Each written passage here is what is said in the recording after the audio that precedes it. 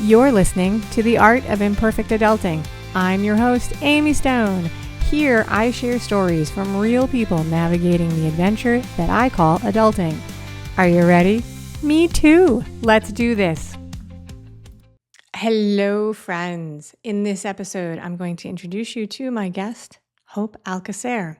We talk about her process of giving up control. Now, as you can imagine, when I say that, this means that there was a time in her life where she was really working hard to control a lot of things.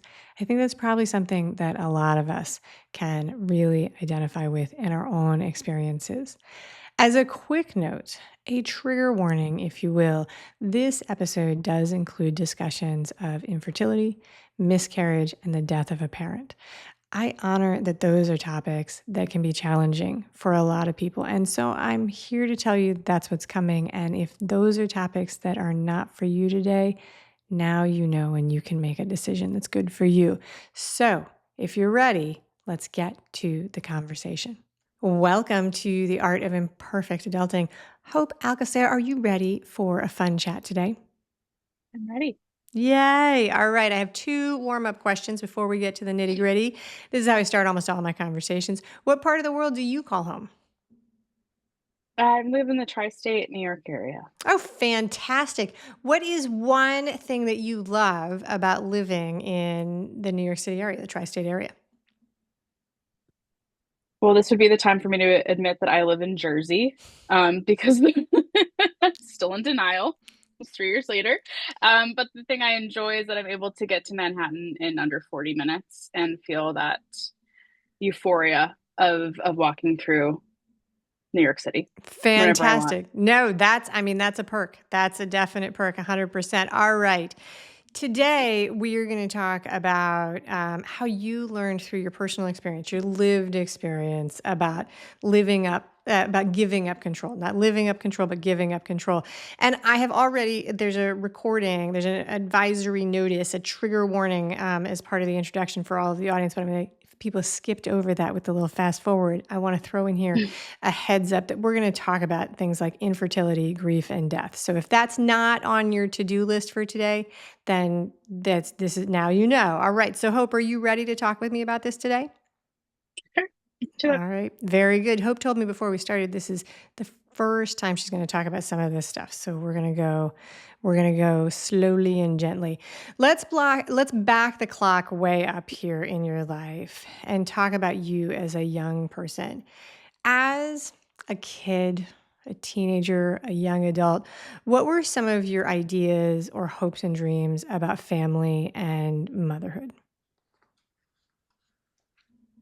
I think like so many of us, we grow up, well, I grew up watching Disney movies and just figured, oh, that's how it works. You find your person and you live happily ever after. I also, in that same vein, I was raised in a blended family. My mom remarried when I was 5 after my dad passed when I was a baby. So I was able to also see that families can look a little differently. So I knew what would be the dream, the ideal, right, to have the happily ever after. But I also knew that life didn't always work out like that. And I ended up marrying a wonderful man who has 3 kids from a previous marriage. And right off the bat, I was excited. I knew that he was dating for not just himself, but for the children as well. And he was so curious why I was so open to even having a second date with him, knowing his situation. And it was truly because I was raised by the most incredible stepdad, who I now call dad. And I knew that families, perfectly healthy, beautiful families, can look different even if they're blended or there is step parenthood. So I took on stepmotherhood just with the most gusto and excitement I could. Um, it's had its ups and downs for sure. I am a Uh, stepmom, so oh, are you? yeah, Okay. yeah, Did not know that. yep. It definitely has its ups and downs. I'm constantly learning how to find the balance between taking care of myself, taking care of what I want for my future as a future mother, and then also being a stepmom. Yeah, Um, yeah. it's been a journey. It's been interesting, but I'm thankful and I love the 3 kids. I think they're pretty fond of me for the last 4 years. So far, so good. But I will say, I bring that up because on my second date with my husband, Garrett, actually, probably before via text, I said, look, it's great you have 3 kids. This was almost 4 years ago now. I still want my own. So if you don't want to have another child, we'll just like call it good and, Yeah. go our separate ways. I don't even think the words left my, I don't even think I got to finish the sentence. And he was like, absolutely. I don't care. Like, I just so enamored with you. I want to continue dating. And so we got married within a year of starting to date. While we were dating, um, we ended up getting pregnant and had our first miscarriage. This was during COVID. Okay, so So, let's I'm going to walk you through some of this story so that we don't miss any of the points. So sure. the sorry to jump in No, and jump in, no. but it's so you guys started dating, and your husband has three children. How old were they when you met them? There were two 5-year olds, and one 9-year old. Okay, so 9 and 5. It is my experience and the experience of many people I've talked to in blended families that one common thing, even though every family is different, is that it gets intense really, really fast. Because once you just go from dating to family Yes. in a very rapid phase. So it didn't surprise me when you said that it moved fast, although other people who have not lived through that might have a different experience. One of the other things I'll shed some light on is I think that it's not surprising but very good, because joining a family where there's already some kids, it throws that conversation about kids into a very early part of the dating process. Like, Hmm. so what does this mean for me? Like, what Right. are we going to do? Would you let, you don't even know how people take their steak and you're already talking about permanent life things, because it matters a lot. No, it's true. It It's matters a true. lot. So you guys start dating. You get married. It's during COVID. You know that you want to have what in the blended family stuff is called an hours baby. Hmm. So let's talk about this. Like, so you get pregnant right away, but let's talk about the concept of infertility generally. When you were younger, when you were in high school or growing up, do you remember if you knew anybody who had infertility, or who wasn't a mom, or experienced miscarriages? Did you have any past history with this as a person growing up? I did. My mom struggled with infertility for 4 years before having me. She had to Okay. go through treatment. This was in the 80s, Okay. Yeah. so it looked a little bit different. It wasn't talked about as much in the 80s either. So it was a very almost like a shameful thing for her that she could not get pregnant. And so she talked about it with me very often, that it is a gift to be a mother. It is a truly a miracle. Like, timing has to be perfect. Like, I already knew that. And then also when I was younger, my aunt miscarried, and I was old enough to know she was pregnant and old enough to see her face, how broken she looked when she walked through that door after it happened. Oh, wow. And I Okay. So never you forgot. did. I never Yeah. forgot that. Yeah, Yeah. so I absolutely knew. Um, and then I have two younger siblings, two half siblings. So I was able to know that, like, we're not going to tell anybody, to make sure that their little soul is going to stay in mommy's belly. And that's how she kind of phrased the 12 to 14 week wait. So, all right. So, what's the age difference between you and your younger siblings? 7 years and 9 years. So yeah, you were old enough to understand. Okay, so Absolutely. Yeah.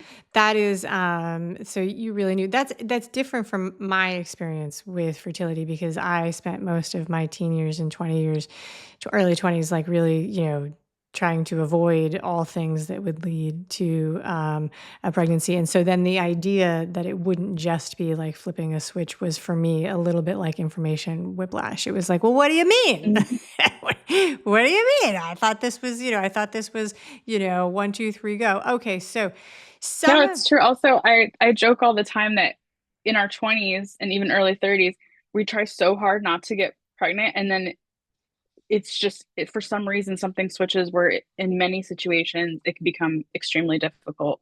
yeah. It truly is a science, though. Yeah. I don't think we realize that we only have a select couple of days a month that it's even an option. So, Right. No, that's the whole thing. It's like, why am I worrying about this every day of my life for such a long time if there's this yeah. really small window? But so, all right, some of this story is actually pretty recent in terms of how of when you experience it in loss. So, we're going to go at it slowly. So you stepped into this. So you guys got pregnant and had a miscarriage very early on. When did you switch from trying to get pregnant to a fertility journey? Oh, so we've had three pregnancies in 4 years. So the Okay. first pregnancy was not intended. Okay. I don't even think we were engaged yet, actually. And I miscarried because I had COVID, is what we believe happened. And then we waited till after we got married because just the stress of the wedding and just we bought a house in Jersey. My husband was very, very, he's my rock. He's very calm and level-headed, which is ironic because we're both Pisces. So if one of us isn't like swimming in like not in reality, the other one has to ground us. He said, let's wait until we're settled, do some testing, see what's going on, and make sure we don't have to go through this again. And I'm like, great. You know, hindsight, I thought, okay, we can control this. We can control Yeah. the outcome of what happens, right? Um, we miscarried. We got pregnant again after we got settled. We miscarried again. We ended up having an autopsy done on him, and it just turned out he had an extra chromosome. So no matter what, there was nothing I could have done to change that outcome. Yeah. So So this uh, is, and lesson number two, and you cannot control this journey. yeah, and this though you're already approaching it, and some of this is the from the way you pitch the story, and we're talking about process of giving up control. The way you are talking about the planning, the very intentional. Okay, so there was one unplanned event that was all new, then you're very intentionally planning your life. You're buying a house, you're relocating, you're going through all of these things with direct intention. The conversation with your husband was, let's do the testing so that we can not have the pain of the miscarriage, which Mhm. that sounds like you both were really going forward with, like, this is something that we do have control over, us and science, like, let's do it. Mhm. And so, all right. So then you have a very sad second miscarriage, and you do an autopsy. Was this like for genetic screening, like to try and figure out why this was happening for the second time? Is that what the intention was? Yeah, because my husband and I both went through genetic testing after our initial miscarriage Okay, and then we found out that what happened, we just call him baby boy, what happened with baby boys had nothing to do with our genetics. It was just just something that happened. happens. Yeah, And you can't plan for it, you can't control it, you can't eat something different. It was just truly not every conception ends in, continuing on the pregnancy no matter what you do, yeah. which I didn't know. I thought, oh, if both of us were good, we're good to go. I had a similar So much, thought. so I had a much to similar learn. thought about marriage. I was like, if I read all the books, nothing will ever go wrong. The turns out that's not the case. It was a good plan. It just wasn't, a full plan. All right. So you've got two miscarriages, and you're already very invested. How's your emotional state at this point? It's a great question. I had to be strong. One, also when you have children and you've miscarried, they didn't know that I was pregnant at that time because it was still very early It was on. So early. Okay. having a mask that walking or coming home from the ultrasound in the city and trying not to just absolutely fall apart in the doorway. I remember having to mute my emotions and put them in a box until they went back to their moms, and then it was safe to just be angry and sad. And I want to also say, alongside the second miscarriage, um, my mom was diagnosed with breast cancer. Okay. And so I had to have surgery to obviously remove the fetus after the miscarriage. She wanted to be with me. She could not. So having her back home, I think that was probably the most difficult one of the two miscarriages that I've spoken about so far, is just feeling very much alone. And is this ever going to turn out okay? Because I Right. don't know what more I can do. The doctor asked us, how far are you willing to go? Because what's the what's ironic for this is my infertility issues. I have I have enough eggs. Like it's all that. It's just I've had lower progesterone, and that's what's taken me a bit to get pregnant. Okay. But that can be controlled with meds, right? So I'm just like, what? It's not like I need IVF. It's I'm just sitting there like, what? But why? Why does this happen? Why isn't my mom with me? Why is this happening right now?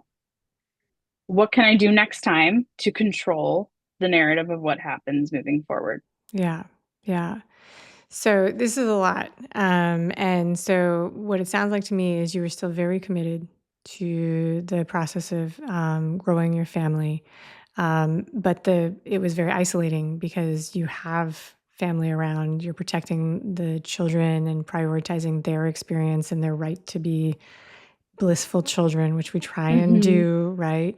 But you're also going through a very tough emotional journey on trying to create your life, and then compounding with that, at this point, your mom is also sick. And so Yes, you're surrounded by people who love you, but feeling alone and under a lot of pressure. Does that sound about right? absolutely. You'd be a Yeah. good therapist, by the way. The way you, Ah, you'd so I be was, great. when I like, yes, everyone's once a long time ago, I did an interview and somebody, they introduced me when they recorded the interview. They were like, and Amy Stone therapist. And I was like, I am not a therapist. Please do not give, You could be. You could be. please do not put the, so, and they're like, really? Okay. So, all right. So, all right. So as part of your infertility journey, did you do IVF or what happens? Like you were just No, medication no. So we after this the after the second second loss? miscarriage, my mom was really going through it with her treatment, and so I said, my place is back home. My Okay. family's all in the Midwest, by the way. So it's Okay. just me and my husband out here. His family's back in the Midwest as well. I said, you know what? I just had a feeling that it was not going to end well with my mom, and so I said this time is more precious. I'm going to go home. And so I was with her for much of her chemo. I was with her for her mastectomy. I was with her for all of that, just putting motherhood on the back burner because I could feel that time was running out. It was just an instinct. I Yeah. ended up being correct over a year later, but so I did that. When we thought she was, say, stable, but on the path to healing, I came back home. Meanwhile, it was like 6 months of back and forth. And, that's hard being a stepmom. It's Like, hard being an adult. why, Yeah. how being an adult, like I felt guilty that I was not prioritizing my husband and my stepkids during this time. Yeah, this is a Um, version of the sandwich. Like we call this like so usually it's for parents who are older, but you mhm. had pressure from the kids, the family, and your parents. And you're squished. You're in the sandwich. Yeah. And Yeah. no one asked me to be present for mom. This was all voluntary. I don't want it to make it sound like, oh, I had to go back. It's what you do. This woman gave me life. I had just left corporate too. I was in corporate for a couple of years. I had left corporate because I was going to relaunch my business, Wonder Woman Media. And it's like the month after I left corporate, she got diagnosed. I'm like, well, I'm not, boss babe is going to have to wait because mom comes first. So went through the majority of that journey with her, came back to the East Coast. We got pregnant like that. Okay. And I braced myself. Right. I had a very hard time connecting with this. I didn't even, I was, it was, I, the timing, it was just miraculous that this even happened. And we came to find out that we were pregnant with twins, Oh my a boy and a goodness. girl. Oh my A goodness. boy and a girl. And I had always been told, well, you had two miscarriages, you're gonna get double your luck. The universe is gonna bless you twice. And I was like, this is it. This is it. Um, and my mom was at Mayo receiving more treatment, and I called her. I said, we're not just pregnant, there's twins. Like she was just so excited. Oh, I have a reason to keep going. I have a reason to keep going. That's what she said. And I still was very guarded as a mother could be. We ended up losing one of the babies very shortly into the pregnancy, Okay. and I was wrestling with do you being sad. but we still have one. We still Right. have we still have the girl. That's one of those things. So with the twins and the absorbing twins, it's one of those medical situations where I always wonder, because if you went back like 150 years, you maybe wouldn't have even known, right? You would just, Right, right? You never, right. it's one of those situations I'm like, I'm not sure that knowing in that case is a 100% win because you have those very complex feelings. It's like, you're waiting for you've got the buildup of the anxiety from the earlier pregnancies and the Hmm. stress of what's going to happen. Is it going to hold? And then, the excitement of the twins and then dealing with the loss of one, which wasn't up to you. It just, your body was doing its thing. So anyway, that's off topic, but you've got a No, lot you're going you're on. right. You're Yeah. right. It was difficult, and I was trying to also navigate emotions of just, okay, bracing myself for Yeah. the shoe to drop, right? Like, okay, we just lost a twin. Now we're going to lose her. We knew it was a girl very early on. Um, Yeah, this and I had sounds like it already was probably very, like you had a lot of people helping. This is a very hands-on, so medically many people overseen. help. Yeah. And you mentioned, if, is it that helpful to know early on that there's twins? Because I was so closely monitored, Yeah. I don't think I really had a choice to be Right. like, I don't want to know, like it was very, very closely monitored, blood work 3 times a week, monitoring the progesterone. Yeah. And so throughout the first trimester, I had progesterone injections. My husband, who is deathly afraid of needles, I mean, if he sees a needle, he's on the floor. He had to learn how to give me injections throughout the week. And Yeah. you want to talk about a testament of love and mind over matter and getting over, he rallied. And I think it brought us, I thought we couldn't get any closer. It bonded us. And it was just the most, I always say, like, he kept the pregnancy going. That's very sweet. I, That's I, very I did. sweet. You're like, that's so nice of you to give him, I'm like, No, that's very, very sweet. it was Okay. it was it was a team effort, and I truly have gratitude for that. Then we got to the first trimester, or I'm sorry, the end of the first trimester, and they're like, stop worrying, Okay. stop, this is a perfect pregnancy, go enjoy it. And were you able And to do that? I had to work through it. Yeah. I had to work through it. It's I like was like, failing, even, it's like failing the driver test. It's like, once you know that you can fail, it's like, the pressure is increased. yeah, absolutely. Yeah. And I was working through, I was kind of superstitious too. Like, my sister wanted to have a virtual baby shower because my mom was declining very fast. She wanted to have a baby shower, and I'm like, no, no, no. Can you just wait till 26 weeks? Because I know if something happened at 26 weeks, she could survive on her own. So I Mm, was that aware.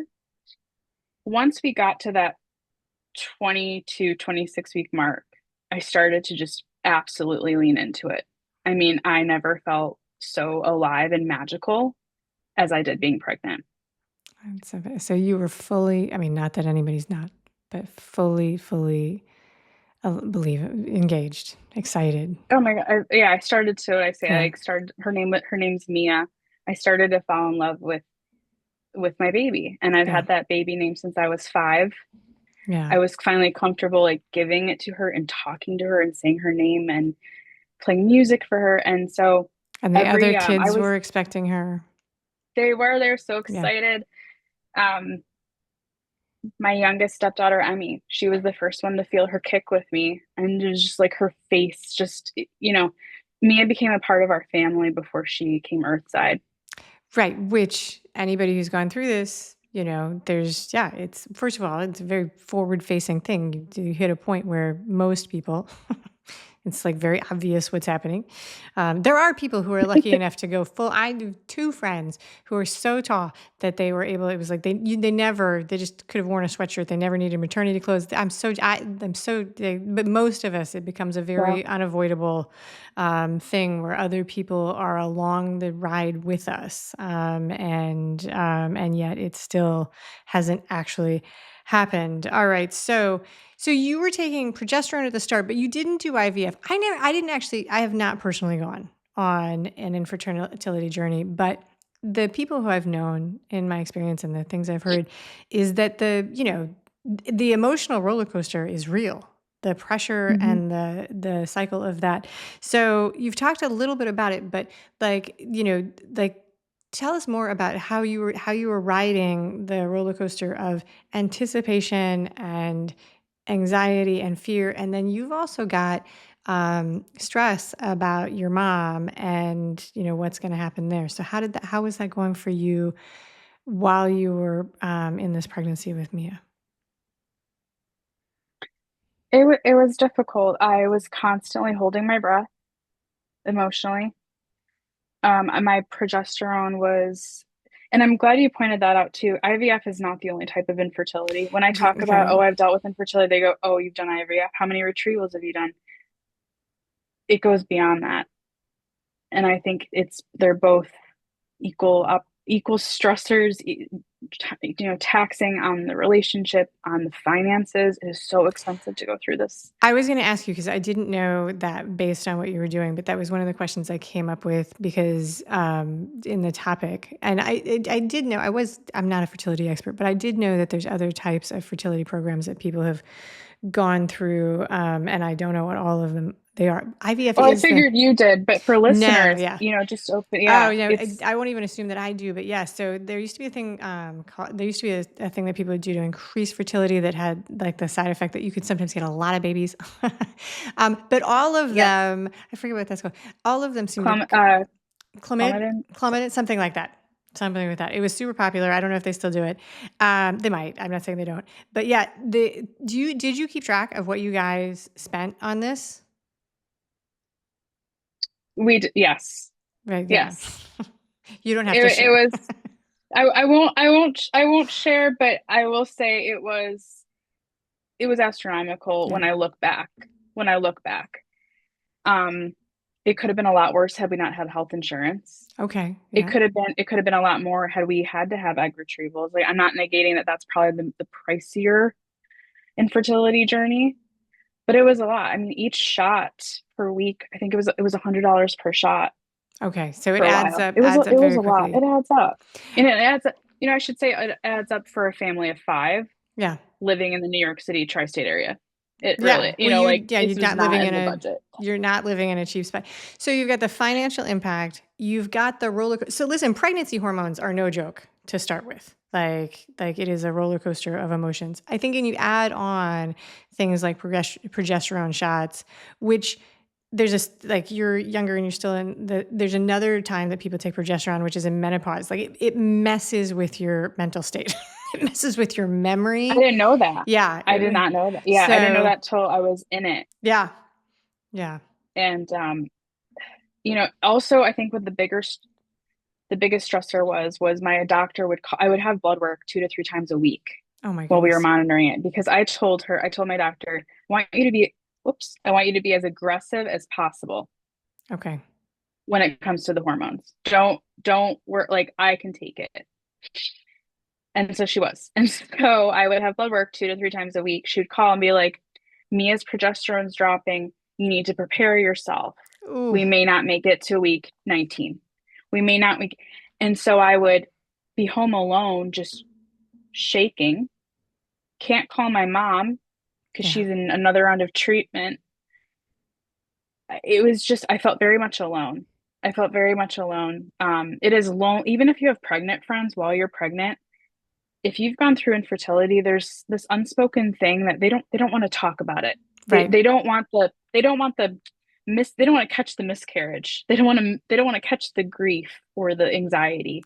Yeah. It is an unspoken rule. One of my very oldest friends, when I was pregnant one time, that they had a very early delivery. So they had a super preemie, and my friends all got together and they didn't tell me because I was pregnant because they didn't like they were like protecting me. So it's I agree, Yeah. it is an unspoken thing, but it has anytime we cut people off like that, it has that side effect of suffering in silence. You're cut off from the Yeah. people that would support Isolation. you, isolation. And that's I mean, I don't did you realize you probably I'm going to guess you didn't realize, but correct me if I'm wrong. You probably didn't realize how much pressure you were putting on yourself to make this work. I don't think I realized how much Yeah. pressure. There Yeah. also was unsaid pressure because my mom was fighting so hard to meet Mia. Right. She was You wanted doing her to be a she mirror show. Yeah. Yeah, and eventually the progesterone evened out. My body, also women's bodies are incredible. They are. Just absolutely incredible. But can you I didn't imagine realize. 200 years ago going through something like this with nobody to tell you what was going to happen? You'd be like, No, what is no, happening? absolutely. So eventually everything evened out. I didn't need the shots. And then I was nearing the end of my third trimester, and my mom found out that she was no longer responding to treatment, and she decided that it was time to just let go Oh my and goodness. call Yeah. in hospice. And um, I was, I think I was about to, I think I was 38 weeks pregnant. And so and then my brother moved up his wedding a year so that she can officiate. We were trying to make the decision, do I go home and be a part of everything, which I ended up deciding to do, to be a part of his wedding. But she was dying. She was actively dying. And I was trying to control of, well, maybe I can get induced so I can have Mia. I'll come home and take care of my mom with my siblings and my dad until she passes. Like that was my plan. If I can just control it, I'm going to walk the 5 miles. I'm going to eat all the dates. I'm going to drink all the okra water because I want her You to eat come. spicy food. Spicy food. Oh my, I can't, I don't even, I did everything to hurry up and make sure that Mia would arrive. My mom was declining too fast for that to matter. So it was a conversation that I would have Mia when Mia wanted to come, and mom would transition to the other side when she wanted to do that. And that was so hard. Being my I don't firstborn know that I daughter, can think of anything much harder, actually. I it just want to give was, that credit, not to interrupt you, but to give you a chance to take a breath. Um, you're doing a beautiful job of telling the story and sharing the details. But when I think about it as somebody who's having their first conversation with you today, I can't think of many tougher combinations of things that people go through. thank you. Yeah. I felt like I had to choose for sure. And what, and so I had to disconnect in a way from Yeah. my mom's outcome and focus on Mia's arrival. And I was so paranoid. Like, why isn't she coming yet? Like like it's almost my due date. So I went in for a check. They said everything's fine. Go home and relax. Like go do all the things. Like order spicy Thai, have sex, walk on the curb. She's coming. So on my due date, my husband made this eggplant parmesan recipe that three people told us, oh, if you make it, the baby will come. The the least superstitious people in the world get so superstitious at 39 to 40 weeks. They're like, bring it on. Magic. I know.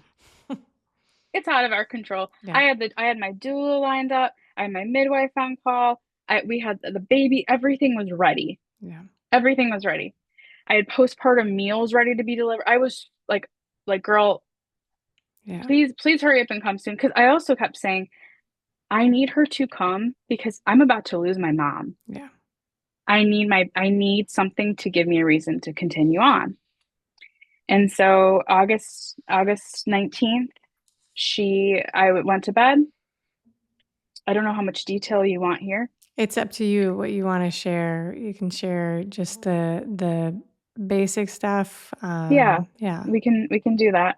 I went to bed. She was kicking and just so she moved the whole pregnancy. She moved so much she dislocated her rib halfway through because she just was a dancer. I woke up and I was hemorrhaging, and what had happened was it was her due date. She was ready to go. I had a placental abruption. For those that don't know what that is, I didn't know either. Yeah. It's where your placenta essentially goes first before the baby. The baby loses its life force and can go into shock. So she was still alive when we got to the hospital. They performed an emergency C-section and she had just lost too much blood. They were able to revive her. but she only lived for 2 hours. Oh, So, and they said if we waited 5 more minutes, they would have lost me. that's So tragic. it was tragic. But she got to be with my husband while they worked on me, and he got to spend those 2 hours with her. And he said he told her all the stories, and that's how we explain it to the kids and talk through it with the kids, that she knew how much that they loved her. Yeah. So you are like the Morton's salt label. Um, you, I don't know that, it's Morton. when it I know rains, the girl with the umbrella. right? When it rains, it pours. Oh, When it rains, it pours. And you are undergoing what can only be described as a heartbreaking personal journey. And 3 days after Mia dies, your mom dies too, right? yes. Yes. This is very sad. This is, I think, the type of grief that knocks people out for a lifetime, if I'm honest. This is the kind of story that belongs in a Nicholas Sparks book, in a Hollywood movie. It's also, and I just want to honor that. I really do. Like Yes, I appreciate that. a 12-month period, an 18-month period, however long it was, of just really, really intense emotions and grief. I do think in my one and only lived experience that I have, we don't do a great job preparing each other for circumstances like this in most cases. And I think it's really, really tough. So your response to this at some point becomes that you realize that you are not in control of any of these timelines.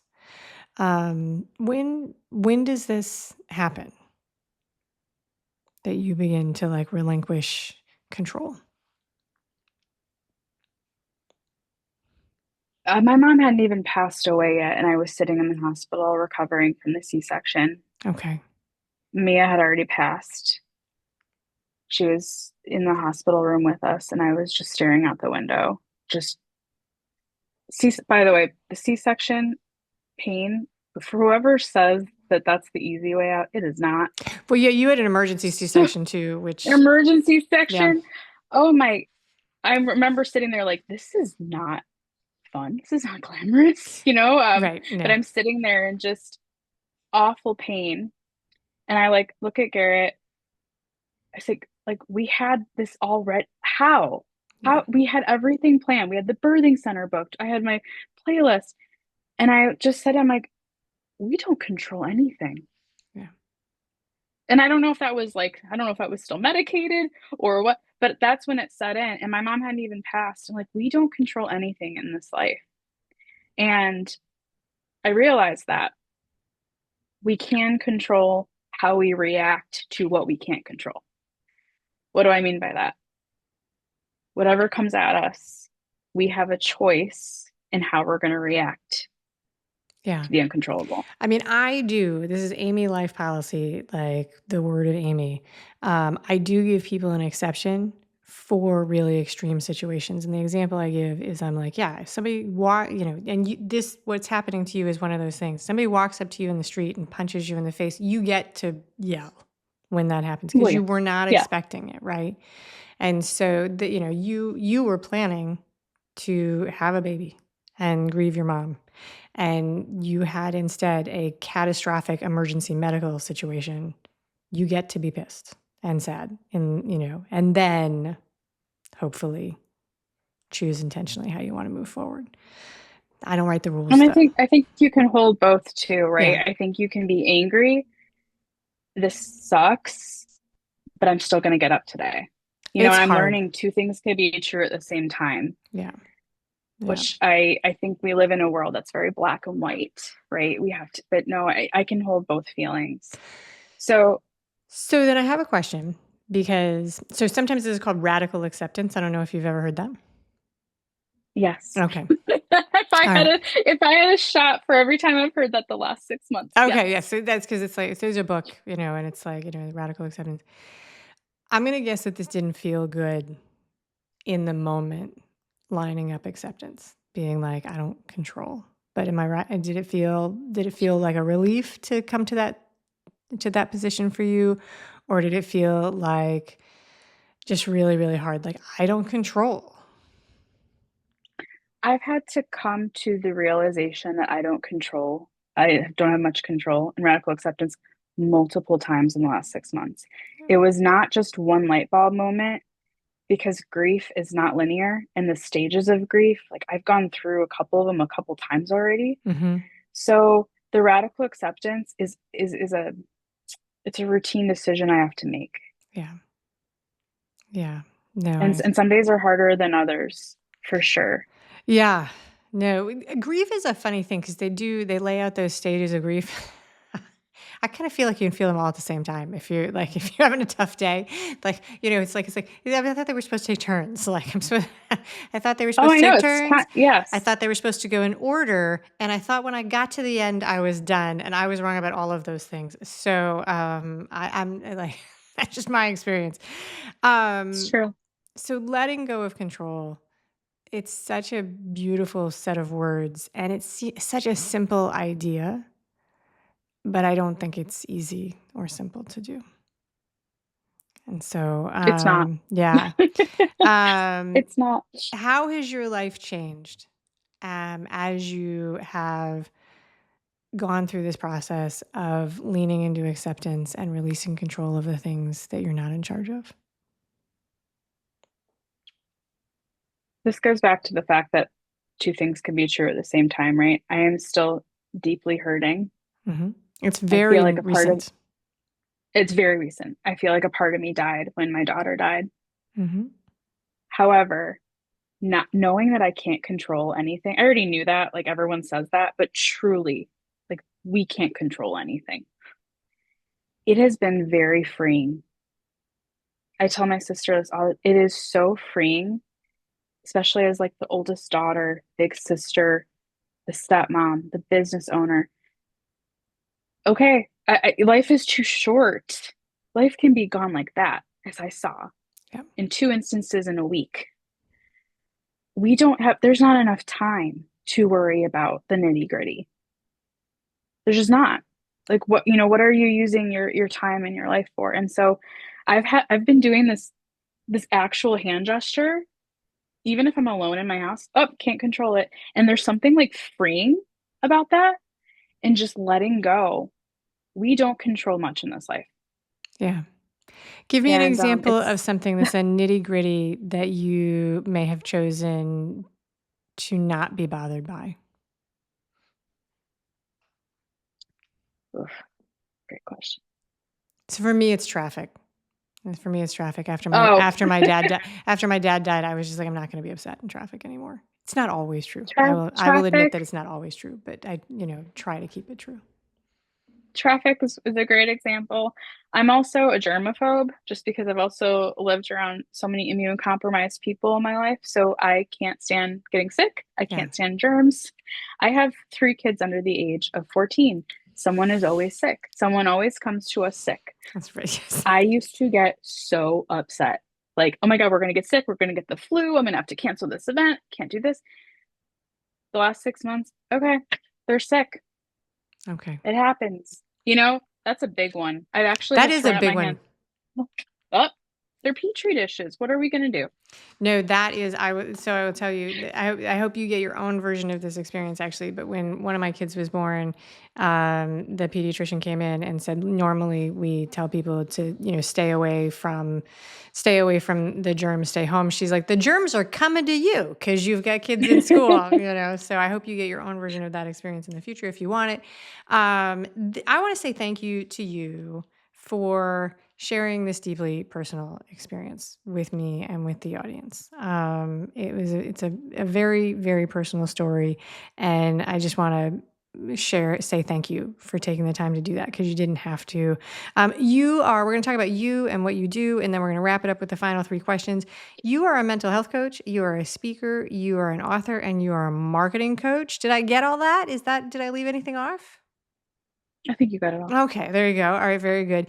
You have a special offer for the audience. There's two actually that we have here today. One is an intro to mental health coaching, which is a free session, and there's a limit of 5, so people should act quickly. There's a link to that.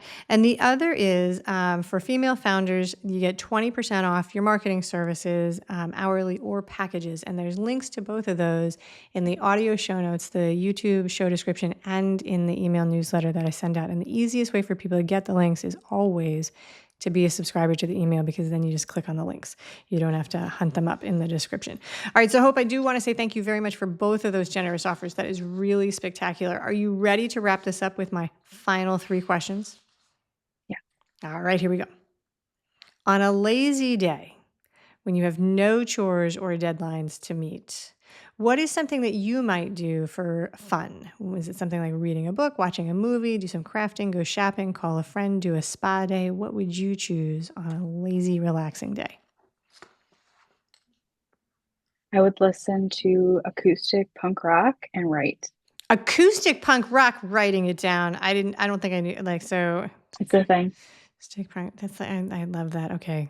But so is it like punk artists that are doing acoustic work, or are they just acoustic? Okay, I'm totally checking that out. And so acoustic Dead Kennedys on the playlist. Okay, if you won a contest for a free 1-week vacation, you get to pick the destination. All expenses are paid. It's just for you and only you. So a solo trip. And the other rule is you have to leave tomorrow. Where do you want to go on vacation? Armenia. I'm Armenian. Armenia. I love it. I've never been to the motherland. That is such a great answer. Okay, very good. You guys, for people watching, you'll see the Hope kind of very serious expression on her face when I asked that. She took the question very seriously. All right, so third and final. Can you share with us a book, a movie, a podcast that you enjoy, that you think that people in the audience might like to? Just a recommendation of something that you like. I read the 4 Agreements a couple times a year. Okay. I don't remember the author's name. Miguel Allende? Thank you. There you go. It is such a good reminder, especially working in marketing with public-facing clients, to not take things seriously, to just live through those 4 mantras. It's been a game changer, especially as a stepmom, I will say. Very It's nice. been really good. Very nice. Thank you very much, Hope Alcocer, for being a wonderful guest today on the show. Thank you so much for having me. Thank you for listening today. I hope that you enjoy the show. And before I go, I want to encourage you to become a bigger part of the conversation. Obviously, subscribe wherever you're listening to the show. Listen to more episodes. That'd be great. Again, please write a review and tell your friends about the show. That truly is a great help for getting the show in front of new people. Okay, but more fun for you yourself, head over to imperfectadulting.com and join the email community. You'll get some free stuff right away, and that way you'll begin to get the emails about the podcast. This includes the links for the special offers from the guests, and it's the only way to get that. Also, if you aren't in the mood to listen, I actually include an article directly in those emails. Whee! Now, if you love this and you crave more time with me, Amy, as a coach, a mentor, or just adultier adult, numero uno, check out The Village. If you have a story you want to share with the listeners, I'd love to hear from you. I have an open application. Just let me know you want it. And that's a wrap for today. Until next time, remember, the journey is the destination. Ralph Waldo Emerson said that, not me. Well, until just now, I did just say it. But what I want you to hear today is that if your adulting journey isn't going the way you expected, that may not mean that you're lost. It may just mean that you're on your way. This is Amy Stone, signing off.